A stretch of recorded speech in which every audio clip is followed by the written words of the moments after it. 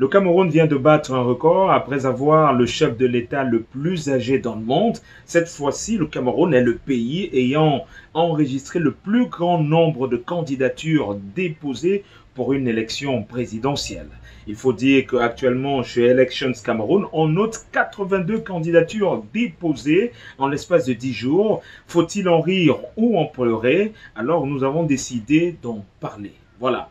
Est-ce qu'on est face à un éveil démocratique selon vous, ou alors on est face à une farce politique, une comédie ubuesque organisée ou orchestrée par le renouveau pour diluer la réalité des faits? Donc, on en discute aujourd'hui. Nous allons être factuels avec des chiffres et avec des enjeux. Nous allons analyser tous les contours de cette situation qui mettent en exergue l'élection présidentielle de octobre 2025. 82 candidatures, comment comprendre cette situation-là? Ce sera le nœud du problème. Si vous nous rejoignez à l'instant, sachez que sur cette chaîne, ici on parle des faits de société, des faits politiques, et des faits qui s'imposent à nous ou des faits d'actualité. Alors, abonnez-vous à la chaîne si ce n'est pas encore le cas ou appuyez sur le pouce bleu pour ne manquer aucun de nos contenus ou alors la cloche de notification. Avant toute autre chose, il faudrait qu'on plante le décor pour comprendre la situation. Il faut d'abord noter qu'après la convocation du corps électoral, les candidats ont 10 jours pour déposer leur dossier. Et un dossier de candidature, c'est plusieurs éléments qui entrent en ligne de compte. Je vais essayer d'énumérer ces éléments-là. On a en 1, la déclaration de candidature signée et légalisée, mentionnant si vous êtes un candidat indépendant ou alors un candidat investi par un parti. En 2, il y a la copie du certificat de naissance. Voilà. Et en 3, on a le certificat de nationalité. En 4, il y a le bulletin numéro 3 de l'extrait du casier judiciaire. En 5, il y a l'attestation de domicile au Cameroun, au moins 12 mois. Vous devrez prouver que vous avez séjourné au Cameroun au moins 12 mois. En 6, il y a la déclaration sur l'honneur du candidat.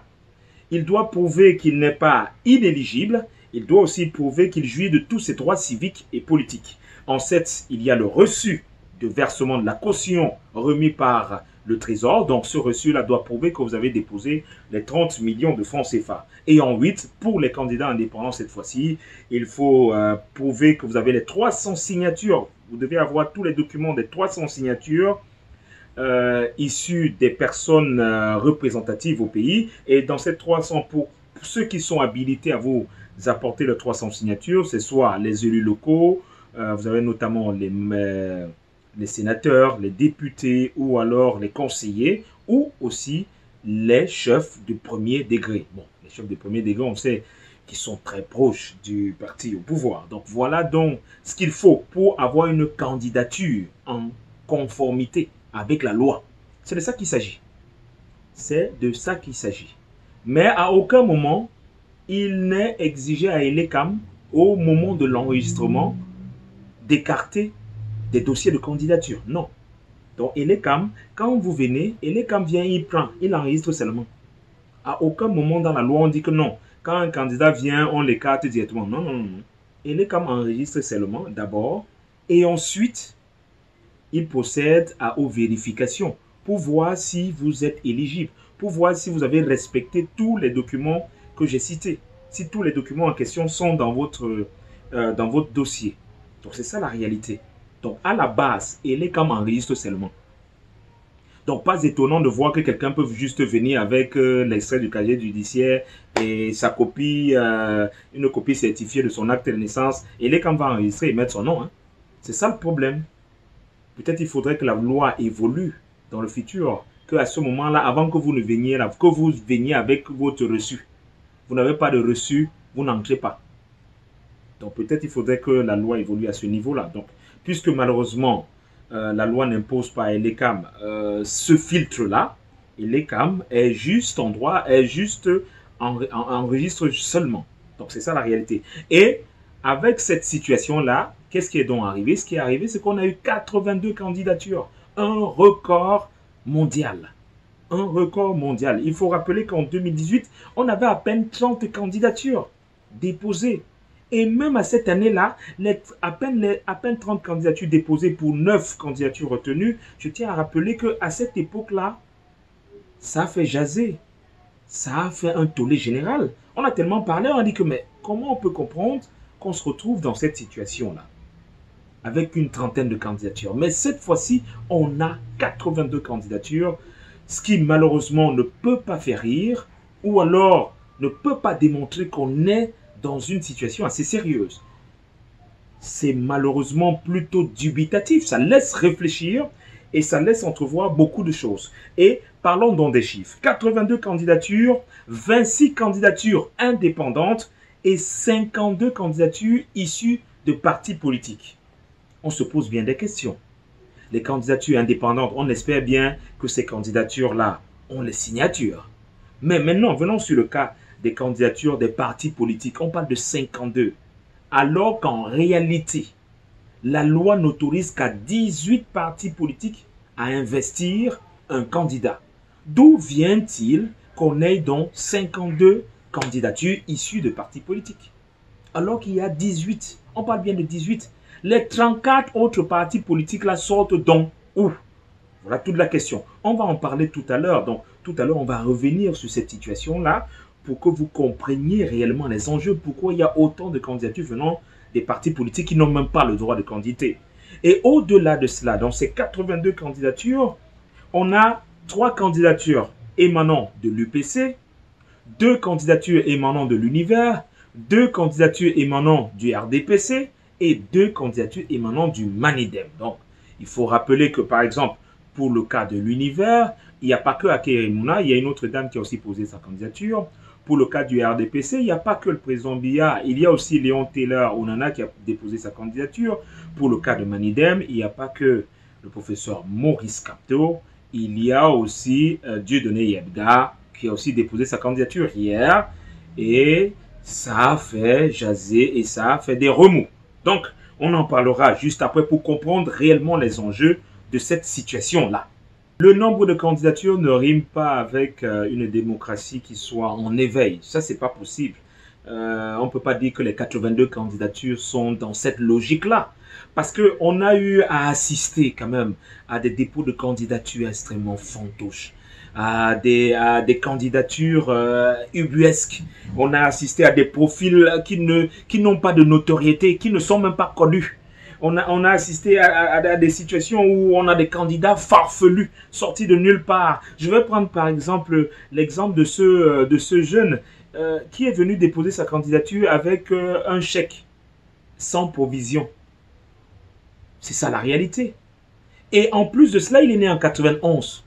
Il n'a même pas l'âge requis pour candidater. Il y a même cet autre jeune, je crois il est même un jeune étudiant d'à peine 30 ans ou c'est 30-31 ans, qui déjà n'a pas l'âge pour candidater. Il vient se mettre là comme candidat indépendant. Voilà donc des candidatures farfelues comme ça là, qui ont été déposées. Prenez par exemple le cas de cet autre candidat qui vient déposer sa candidature et il évoque le fait que il a eu son solde a été bloqué par l'État, qui n'a pas payé sa caution, mais qu'on aille prendre l'argent dans sa caution là. Non, écoutez même plutôt. J'ai été abusivement suspendu de solde. Ah, d'accord. J'ai passé des années sans pour rien, parce que je suis plan national du référé, comme vous ne savez pas que je suis populaire. Bon, et après donc, comme on a constaté que c'était pour rien, on a rétabli, mais on ne m'a pas fait le rappel. Donc, le trésor a déjà suffisamment mon argent. Millions. Avec les intérêts qu'ils me doivent, je ne peux pas venir donc ajouter l'argent sur l'argent. Ouais. Justement, vous voyez que on est face à une situation où vous avez des candidats farfelus qui sortent de nulle part, qui en réalité ne prennent pas la pleine mesure de cette élection. Vous voyez par exemple ce candidat-là, chacun vient faire même le buzz. Hein. Je vais prendre le cas de ce candidat. Regardez vous-même. C'est carrément le buzz. C'est du buzz en réalité. Chacun vient là, faire le buzz, on arrive précis, parce qu'on vient se faire voir, alors qu'on est à une période extrêmement cruciale. Donc là, on est face à une comédie malheureuse, une comédie ubuesque, une comédie de mauvais goût, qui met malheureusement notre démocratie en mal. Et justement, cette situation-là arrive parce que on n'a pas mis un réel filtre avant d'enregistrer les candidatures. Parce que vous allez vous retrouver avec des gens qui, dans leur dossier, n'ont même pas grand-chose comme grand élément. Il fallait juste enregistrer. C'est comme cette dame, candidate indépendante, Madame Anveneux, en 2018. Elle est comme dit que dans sa candidature, il n'y avait aucun document. Le seul document qui était à l'intérieur, c'est sa lettre qu'elle dit venue du ciel. La lettre envoyée de Dieu, disant qu'elle a une mission pour diriger ce pays et conduire ce pays vers la prospérité. Juste la lettre là. Donc voilà la situation dans laquelle nous sommes.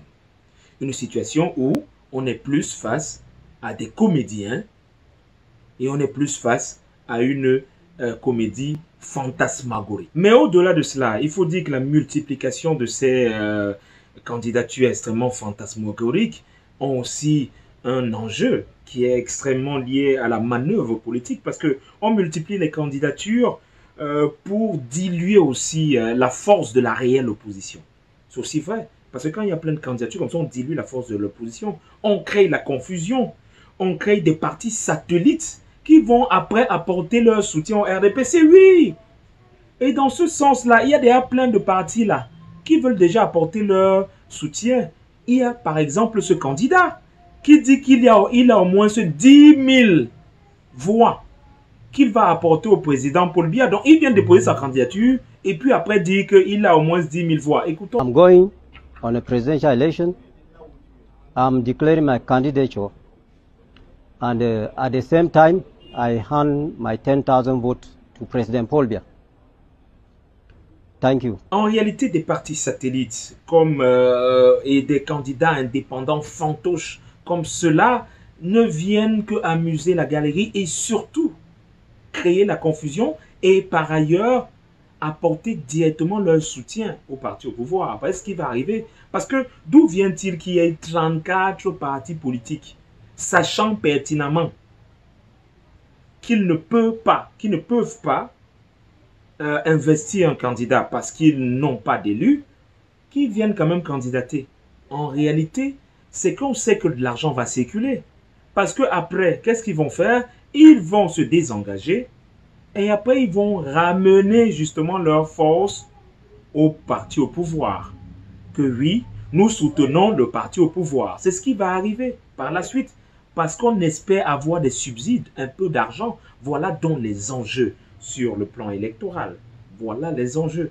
Quand vous voyez ces 34 partis politiques là, j'ai dit que je revenais dessus, non? Quand vous voyez justement ces 34 partis politiques qui n'ont pas la capacité et l'éligibilité de pouvoir investir un candidat, se mettre en candidature, c'est parce qu'après, on veut se positionner pour apporter son soutien au parti au pouvoir. Voilà la réalité. Et maintenant, dans l'autre clan, qu'est-ce qui s'est donc passé? On a eu d'abord une deuxième candidature pour le RDPC. Et après, il y a eu un enchaînement d'autres candidatures venant de même parti politique. Ailleurs, on a eu 3 candidatures de l'UPC, 2 candidatures de Manidem, 2 candidatures de l'Univers. L'objectif, c'est quoi? L'objectif, justement, dans cette situation, c'est de relativiser la deuxième candidature du RDPC. C'est de casser toute dynamique qui aurait pu être visée du côté du RDPC. Parce que là, maintenant, on sait qu'il y a plusieurs autres candidats qui sont dans la même situation. Le Manidem avec le professeur Maurice Kamto. Vous avez Akeremouna avec Univers, qui sont des juristes, des gens qui auraient pu ouvrir les yeux. Mais là, on les met en situation compliquée pour qu'ils se taisent. Pour que finalement, si on doit disqualifier les candidatures, on dira que non, non, non, non, nous sommes aussi dans la même situation. Vous voyez? C'est ça la réalité. La réalité des enjeux. Donc, on a multiplié les candidatures dans ces camps-là parce que, par exemple, le Manidem, ceux qui investissent le Manidem ont le droit de l'investir. Qui investissent, le professeur Maurice Kamto ont le droit de le faire. Mais qu'est-ce qui se passe? Ce qui se passe, c'est que on sort une autre candidature fantoche pour brouiller les pistes, pour relativiser le cas RDPC. C'est ça les enjeux actuellement. Et voilà donc la situation que j'ai décidé d'analyser. Qu'est-ce que vous en pensez, vous? J'attends vos réactions, j'attends ce que vous en dites de cette situation-là. Faut-il en rire ou en pleurer? Est-ce que pour vous, c'est l'éveil d'une démocratie ou alors on est face à une comédie ubuesque, une comédie de mauvais goût. Commentez, j'attends votre communication en commentaire et abonnez-vous à la chaîne et appuyez sur le pouce bleu ou alors sur la cloche de notification pour ne manquer aucun de nos contenus. Alors, à bientôt.